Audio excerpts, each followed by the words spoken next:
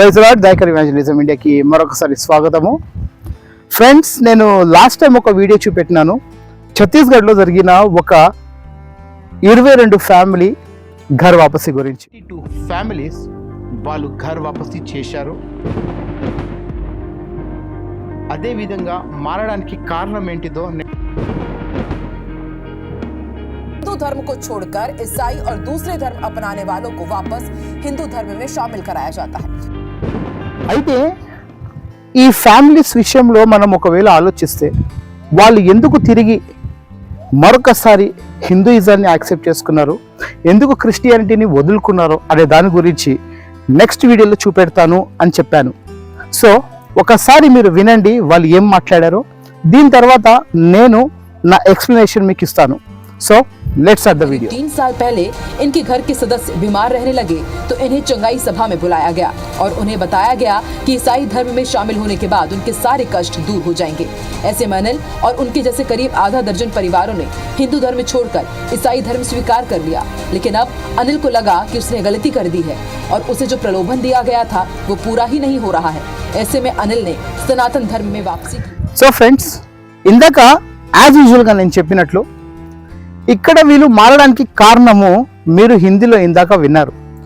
ఒకసారి మీరు క్లియర్గా గమనిస్తే వాళ్ళు చెప్పిన మాట, వాళ్ళందరంట అనారోగ్యంతో ఉన్నప్పుడు కొందరు వచ్చి మన సేవకులు వచ్చి వాళ్ళను ఒక మాట అన్నారంట.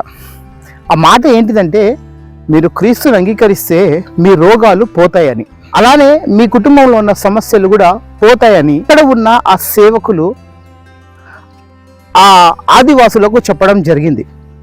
ఇప్పుడు మీరు ఆలోచించండి ఫ్రెండ్స్, కష్టాల్లో, బాధల్లో, దుఃఖంలో, అనారోగ్యంతో ఉన్న సమయంలో ఓదార్చాలి, ధైర్యపరచాలి. కానీ మీరు నమ్ముకుంటే ఇది బాగుంటుంది, మీరు నమ్ముకుంటే మీ కుటుంబంలో ఉన్న సమస్యలన్నీ పోతాయి అని చెప్పడము ఎంతవరకు కరెక్ట్? हिंदू धर्म मानते हैं वो का तबियत खराब होत रही ना, कोई कारण बीच में मन थोड़ा सा छोड़ दे रहे हैं.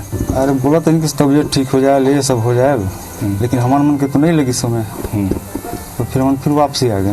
यही नहीं, मूर्ति पूजा भी बंद करने को कहा गया और सिर्फ ईसा मसीह को मानने की सलाह दी. ఈ రోజు ఈ 22 ఫ్యామిలీస్ తిరిగి మరొకసారి ఘర్ వాపసీ అయ్యారు అని అంటే గనక 22 కుటుంబాలకు దేవుని నుండి దూరం పరిచినట్టే కదా.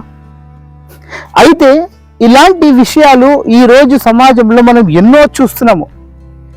ఏదో యేసుక్రీస్తుని నమ్ముకుంటే ఏదో జరిగిపోతుందని, అద్భుతాలు అయిపోతాయని, కుటుంబంలో ఉన్న సమస్యలు పోతాయని ఇవే మనం చెప్తున్నామే. కానీ క్రీస్తు చెప్పిన మాట మాత్రము ఎవ్వరూ చెప్తలేరు. ఆయన చెప్పిన మాట ఏంటిది? నన్ను నమ్ముకున్నవాడు, నన్ను వెంబడించేవాడు తన సిలువను మోసుకొని రావాలి అని చెప్పాడు. కానీ మనం ఏమంటున్నాం తెలుసా? క్రీస్తుని నమ్మితే ఆ సిలువను పక్కన పడవచ్చు మనము అని నేర్పిస్తున్నాం ఈ కాలంలో. సో ఈరోజు 22 families they are separated from the God. పైగా పదే వాళ్ళకు మన దేవుడు గొప్పవాడో కాదు అని చెప్పడానికి ఎదుటివాని దేవునికి హైలైట్ చేయడము, వాళ్ళని కించపరచడం అనేది కాదు. మన దేవుడి గొప్పతనం ఏంటిదో మన దేవుని లక్షణాన్ని బట్టి మనం చెప్పాలి. కానీ ఎదుటి వాళ్ళతో కంపేర్ చేసి చెప్పడం అనేది ఏ మాత్రమో న్యాయం కాదు. ఫ్రెండ్స్, ఈరోజు 22 ఫ్యామిలీస్ కోల్పోయినాం. రేపు ఇంకా కోల్పోతామేమో. రేపు ఇంకా ఈ విధంగానే నమ్ముకోండి, మీకు అన్నీ అయిపోతాయి, అన్నీ జరిగిపోతాయి అని చెప్పి ప్రజలను మనం మోసమే చేస్తున్నామే. కానీ వాళ్ళకు సరి అయిన న్యాయం ఇస్తలేము. దేవుని భయం ఏందో, దేవుని ఉనికి ఏంటో, దేవుడు ఎలా ఉంటాడో, దేవుడు అవసరం ఏంటిది అనే దాని గురించి మనం నేర్పించకుండా ఇంకా అనవసరమైన విషయాలు మనం నేర్పిస్తున్నాం. కాబట్టి ఈరోజు సమాజంలో క్రైస్తవులు అంటే ఒక చిన్న చూపుగా మారిపోతున్నాము. మీరేమంటారో కామెంట్స్ ద్వారా మాకు తెలియజేయండి. God bless you all. Have a great day.